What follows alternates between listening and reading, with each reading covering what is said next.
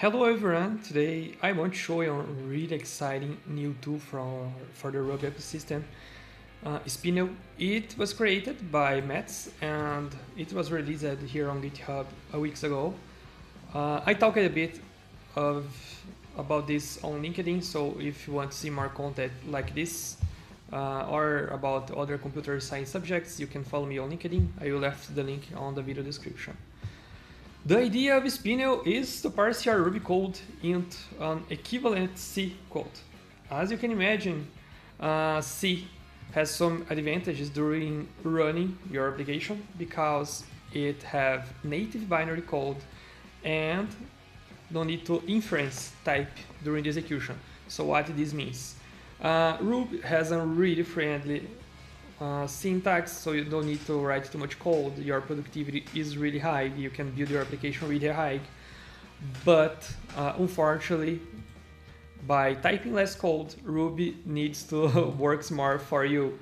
And type inference is part of this process. So every time your code runs, Ruby needs to take a look into it and infer automatically the data type of variables, of parameters, and unfortunately this spends memory and this makes your application a bit slow. So if you have a really big application, this can make difference. So if you compare the C speed during running, C will be faster as expected. So the idea of Spinel is try to remove this layer, I would say, and you can type Ruby code and Spinel will transform this in C code, and you can compile your C code and have native binary code. So this is really awesome. And we have some benchmarks to analyze here on the repository, and it is really impressive. For example, we have Fibonacci here. We will use Fibonacci on this video to compare Ruby code and Spinel generated code. And we can see Spinel generated code is 34 times faster than Ruby regular code. This is really impressive. And we have even faster examples to take a look. For example, Life, Ackermann, Mandelbrot. And you can imagine a small script like this can be 34 times faster by using Spinel. And maybe you are thinking, oh, how it works, how Spinel do this, how it parses your code to Ruby code. It's not so hard to understand the process. Recently I made a contribution, so I can use this as an example here. I've added the intersection method from Ruby arrays to C code. As expected, Ruby complex objects unfortunately can't be, or at least for now, have a parsing or obvious parsing to a C code. But we can do this for basically like core C types, for example, array, string, and the integer. And if you take a look here, maybe you think, oh my god, it's so hard to understand. But at final, it's not. It's just an impression. Of course, we have here, for example, internal Ruby functions, and maybe you never saw this before. For example, compile the args and int array, etc. But if we copy this guy and place to here, we can see better what this does. Basically, what I do here is to take the parameters from Ruby and parse it into equivalent C code.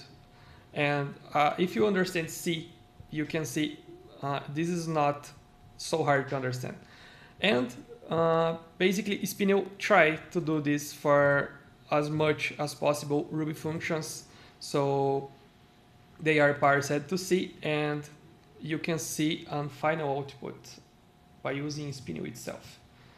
For example, using Fibonacci, so this Fibonacci is really similar to this one because it's a classical algorithm, we can't change too much here. And if you run it with Spinel and this flag, you will see the generated code, and you can copy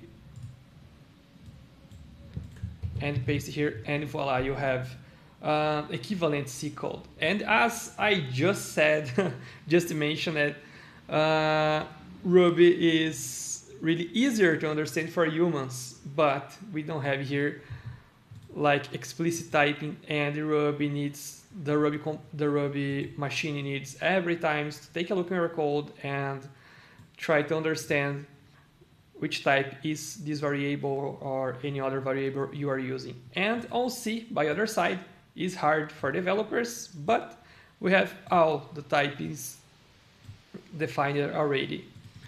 So it was easy, it was fast, but as maybe you can imagine, it's not so easy to handle with all kind of algorithms, analyze and parse it to C.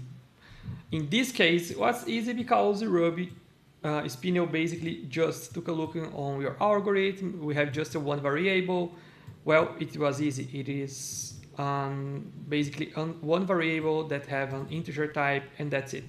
But in cases we use more advanced resources from Ruby, like metaprogramming, is not so easy for Spinel to understand and generate that on C code.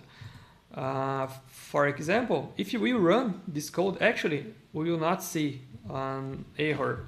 And we can run this code basically by doing this. We have no errors, but the output is completely wrong. But this tool itself is really interesting. For this video, I want to show you. I hope you liked it, and follow me on YouTube so you can see next videos. If you have any question left on comments, I will respond for sure.